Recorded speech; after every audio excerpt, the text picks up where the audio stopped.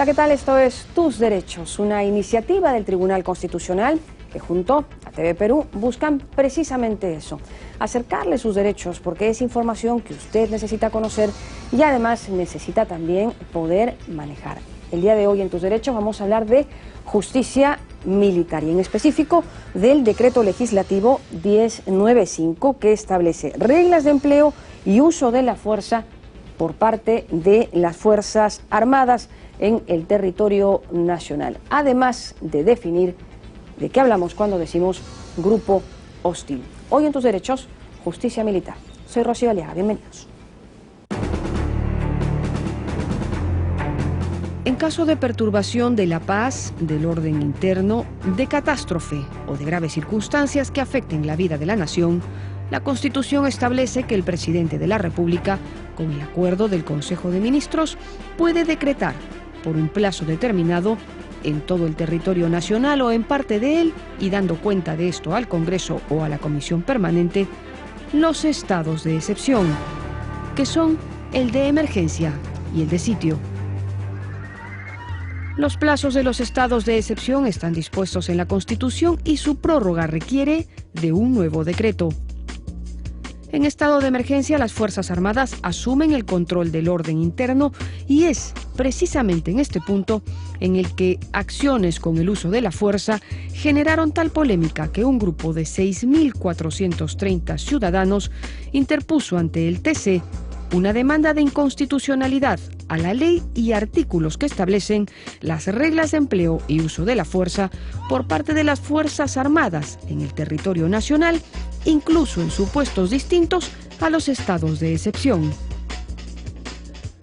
En la Constitución se estima en el artículo 165 que las Fuerzas Armadas están constituidas por el Ejército, la Marina de Guerra y la Fuerza Aérea. Tienen como finalidad primordial garantizar la independencia, la soberanía y la integridad territorial de la República. Tanto las Fuerzas Armadas como la Policía Nacional no son deliberantes, están subordinadas al poder constitucional.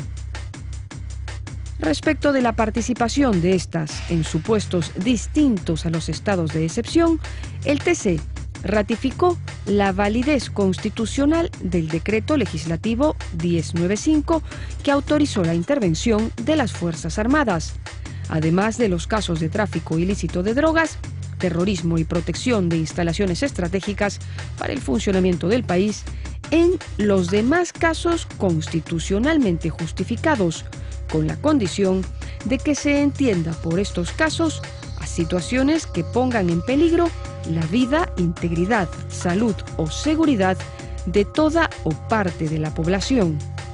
Con relación a la definición de grupo hostil del decreto legislativo 1095, el TC determinó que es inconstitucional en tanto engloba a aquel colectivo que, además de estar mínimamente organizado y participar en las hostilidades, es capaz de enfrentar al Estado de manera prolongada a través de la utilización de armas punzocortantes o contundentes.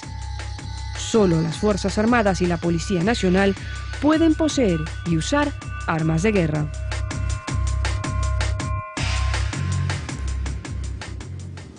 Muy bien, y ese era el informe que siempre nos trae a contexto o nos orienta dentro del tema que vamos a comentar la mañana de hoy. Y el tema, Felipe, ¿cómo estamos? Buenos días. En todo caso, es establecer, ¿no?, cuándo las Fuerzas Armadas van y cómo utilizar el uso de su fuerza, precisamente.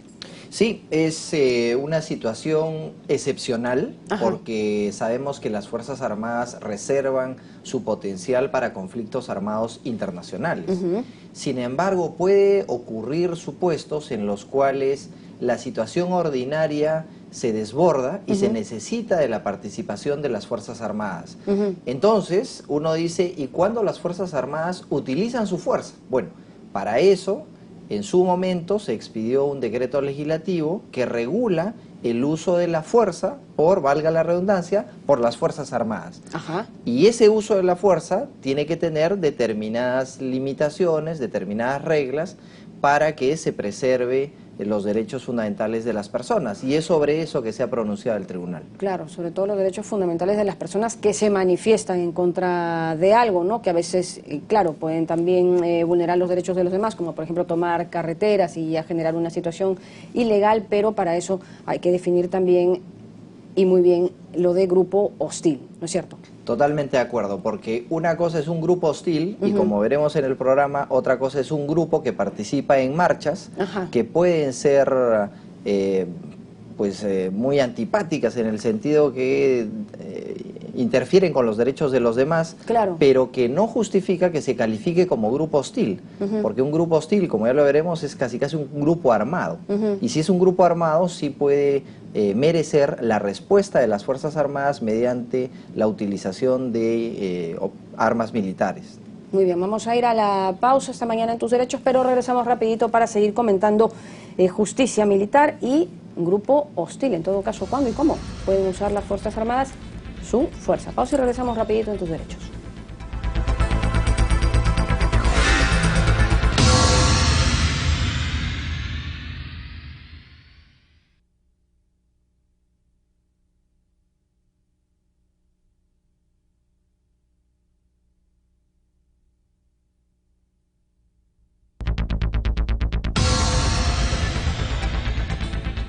Seguimos en el programa Tus Derechos y hoy nos acompaña el doctor Gatás Abugatás. Él es profesor de Derecho Internacional de la Pontificia Universidad Católica del Perú.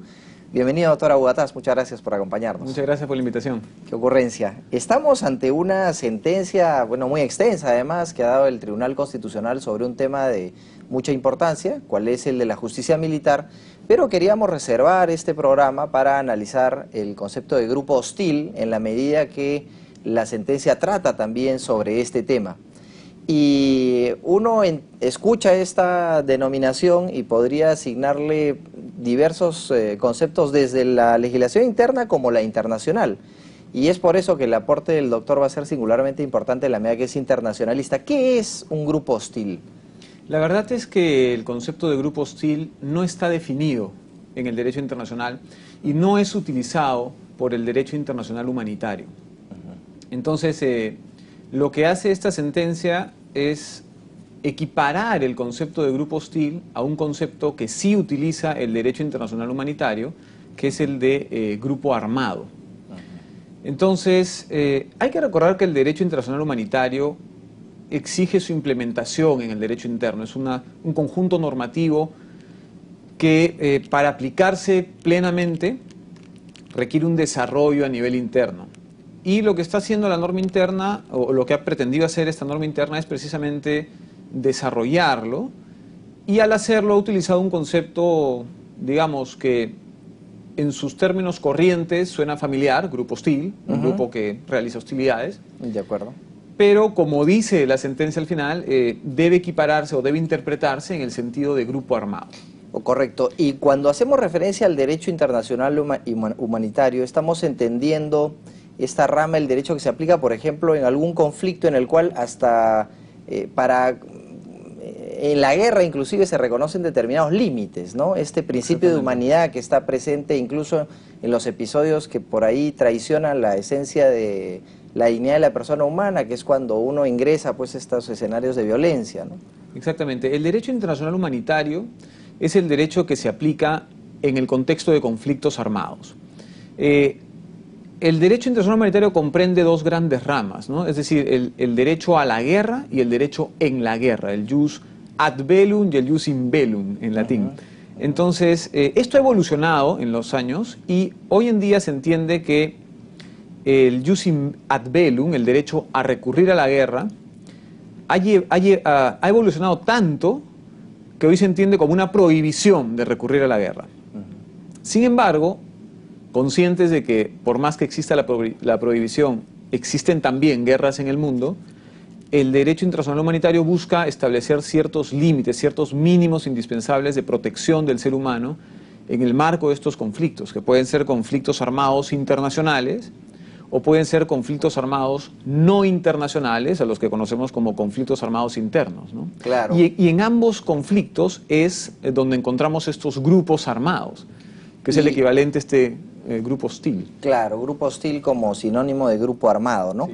Hacíamos referencia entonces al principio de humanidad que rige incluso estos episodios bélicos, pero hay uno al que ha hecho alusión, que es el principio de distinción, ¿no? Es decir, cómo podemos aplicar estas normas solamente a quienes intervienen en el acto bélico, porque sin duda hay personas que no tienen nada que ver en la guerra y sin embargo pueden verse afectadas. Entonces, este principio de distinción quizás es consustancial al derecho internacional humanitario. Sí, y es muy importante en el contexto de hablar de los grupos hostiles porque primero entendamos qué cosa es un grupo armado. Un grupo armado es un conjunto de personas que tiene, de acuerdo con el derecho internacional humanitario, no con la definición del decreto legislativo que ha sido materia de esta sentencia, que tiene una organización, que tiene una dirección con un mando identificable, visible, que se hace responsable, que normalmente ocupa una parte del territorio,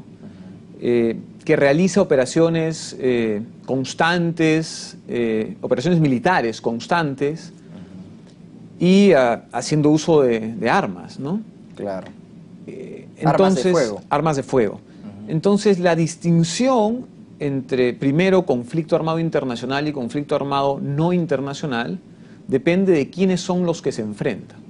Si es un conflicto entre dos estados o entre lo que en derecho se conoce como Movimiento de Liberación Nacional y un estado, el Movimiento de Liberación Nacional es el movimiento que lucha contra un régimen racista, contra una ocupación ilegal extranjera, contra un régimen colonial, o un grupo beligerante, que es un grupo que lucha por hacer efectivo el principio de libre determinación de los pueblos. Estamos ante un conflicto armado internacional. Sin embargo, si quien se enfrenta es, por ejemplo, una facción de las Fuerzas Armadas del Estado contra otra facción de las Fuerzas Armadas del mismo Estado, o las Fuerzas Armadas de un Estado contra un grupo no gubernamental, o dentro de un país un enfrentamiento entre dos grupos no gubernamentales o no estatales, estamos ante un conflicto armado no internacional.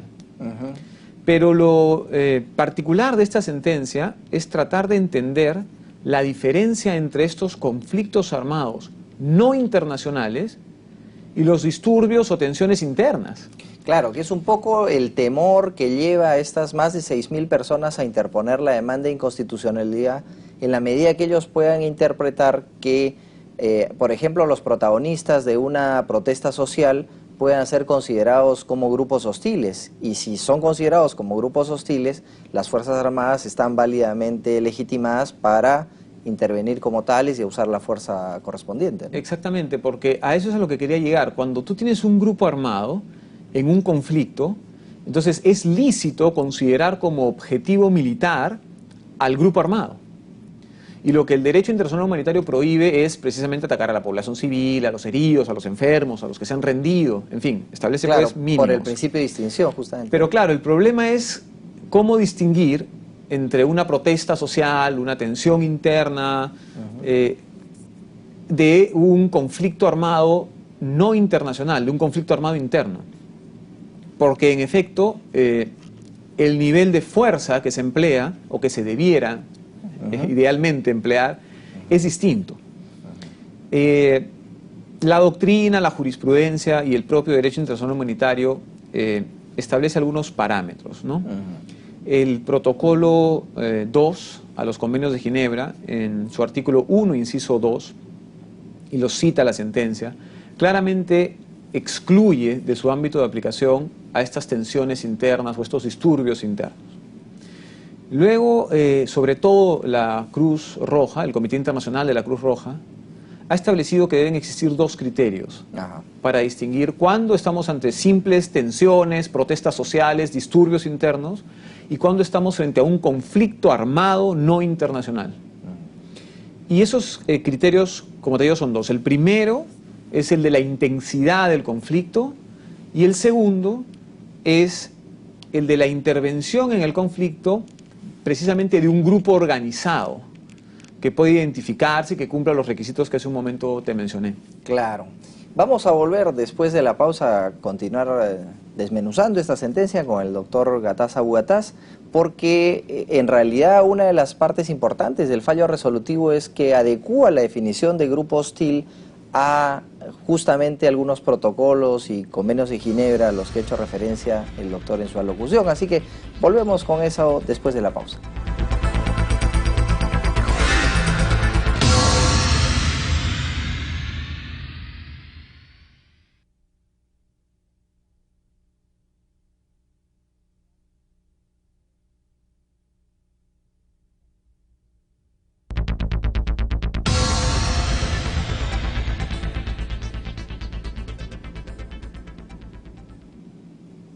Seguimos con tus derechos y nos quedamos hablando de estos criterios que nos permiten determinar cuándo estamos ante un grupo armado o ante un grupo hostil, dependiendo de la terminología que utilicemos.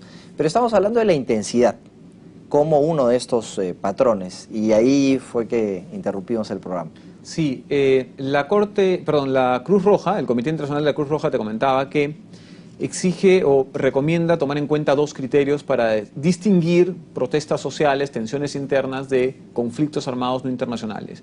Uno es la intensidad del conflicto y el segundo, te decía, que participe en el conflicto un grupo armado, es decir, un grupo que esté organizado, que tenga este líder o este mando responsable, que ocupe el territorio y sobre todo que tenga la capacidad de realizar operaciones militares sostenidas. En cuanto a la intensidad, que también es un tema muy importante en esta sentencia, no podemos pues calificar cualquier tipo de protesta como un conflicto armado no internacional. Los niveles de violencia en la situación de la que estemos hablando tienen que ser lo suficientemente graves como para considerar que estamos ante un conflicto armado no internacional. Y el problema es que esta es una zona un poco gris, claro, porque no hay parámetros exactos. El parámetro podría ser quizá la temporalidad, otros podrían decir el nivel de daño, y dentro del nivel de daño, ¿cuál?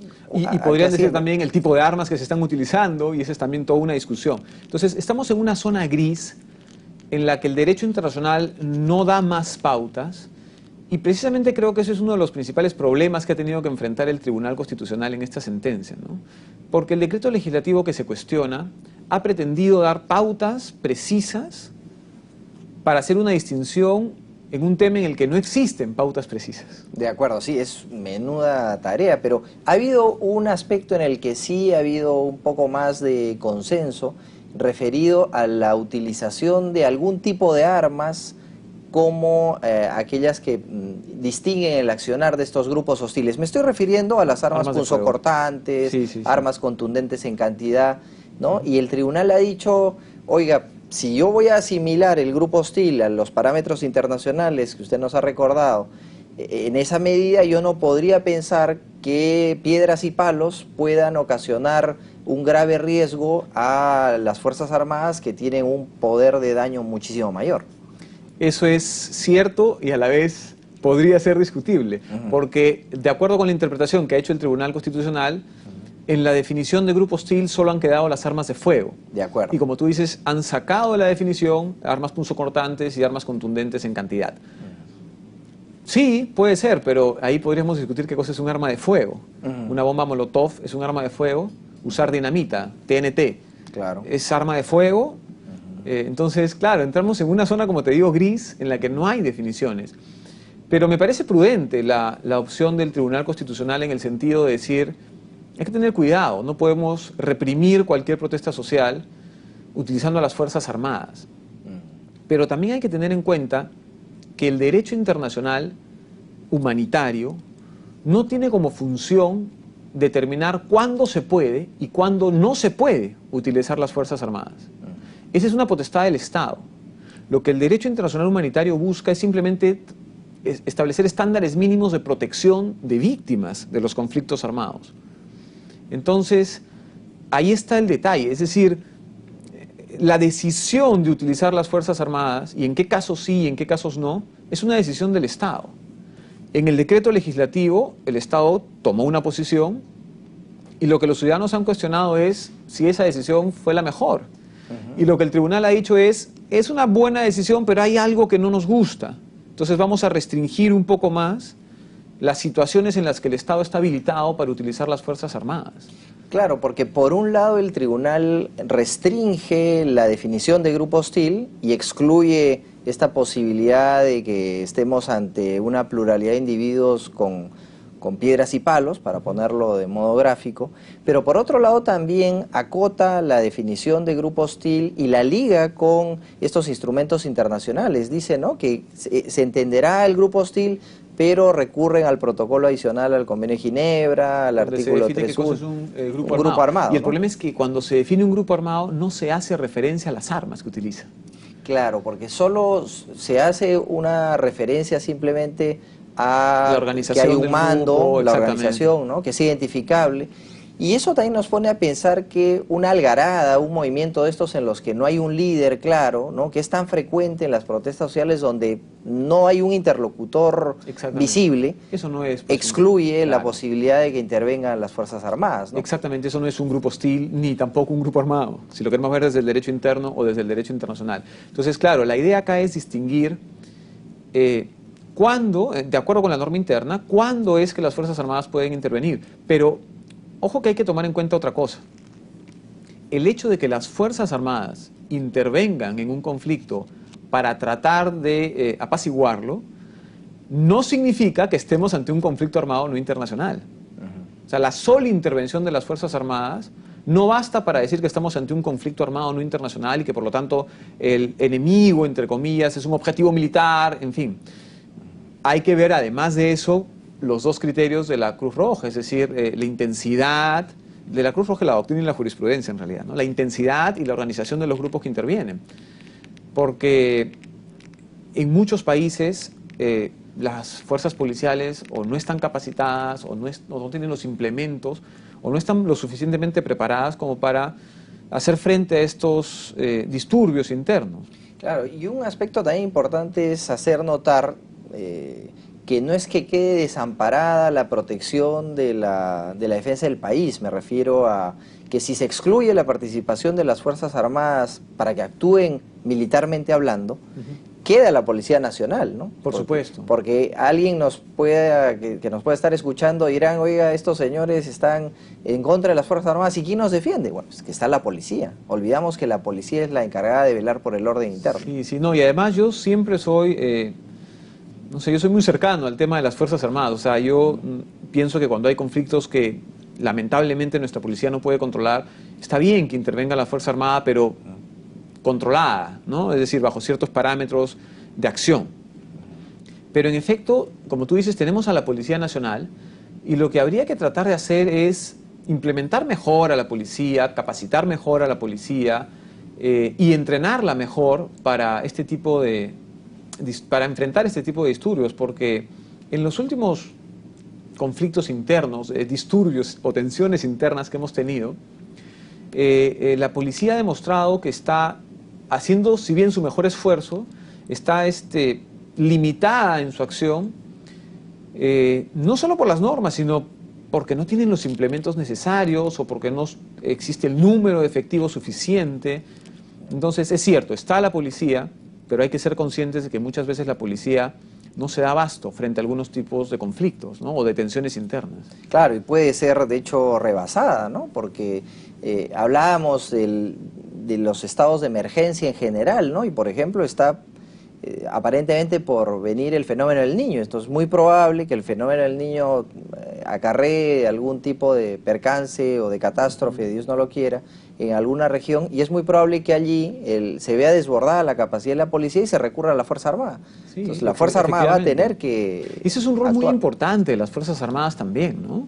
Porque el orden interno no solamente tiene que ver con conflictos, sino que tiene que ver también con desastres naturales, como tú dices. Entonces, sí, en efecto, las Fuerzas Armadas cumplen un rol muy importante. Pero lo que se ha tratado de hacer es establecer normas que limiten o encaminen el accionar de las Fuerzas Armadas para que su accionar no se desborde. Y lo que ha hecho el Tribunal Constitucional, a pedido de la ciudadanía, es revisar estas normas y determinar que en efecto podría haber una definición muy amplia de grupo hostil que era necesario restringir, ¿no? De acuerdo. Muy bien, le agradecemos mucho al doctor Abugataz, pues nos ha ilustrado sobre esta materia internacional que tiene que ver con nuestro día a día, los conflictos sociales, como lo reportan diversas instituciones, la Defensoría del Pueblo, la Presidencia del Consejo de Ministros, nos hace ver que es un tema de permanente actualidad. Volvemos con las frases del programa. Un grupo armado es un conjunto de personas que tiene una organización, dirección, con un mando identificable y que normalmente ocupa una parte del territorio. No se puede calificar cualquier tipo de protesta como un conflicto armado internacional. Escuchábamos las impresiones, en todo caso las opiniones también, ¿no?, de invitado de nuestro programa, y para que quede, en todo caso, como siempre digo, refiero clarito, el tema de la definición de grupo hostil, ¿no? No ha quedado en ese sentido muy determinado el tema para que no caiga en confusión, tanto de quienes pretendan manifestarse en contra de ALCO como para que las Fuerzas Armadas puedan confundir o malinterpretar esto mismo. Claro, el grupo hostil es una pluralidad de individuos que tiene que estar mínimamente organizada, ¿no? Tiene que tener un mando más o menos identificable, tiene además que ser un grupo que participe en las hostilidades o que colabore en la ocurrencia de estas, y lo más importante, que tiene que tener la capacidad y la decisión de enfrentar al Estado de modo permanente, no temporal, no episódico, no de imprevisto, es permanente, de buscar enfrentar al Estado, y para eso debe utilizar armas de fuego, para que frente a esas armas de fuego las Fuerzas Armadas puedan válidamente intervenir en su contra. Claro, ser, como comentábamos también, casi un blanco militar, ¿no?, para que se entienda como grupo hostil, con lo que queda totalmente descartado cualquier manifestación de la ciudadanía en contra de algo. De acuerdo.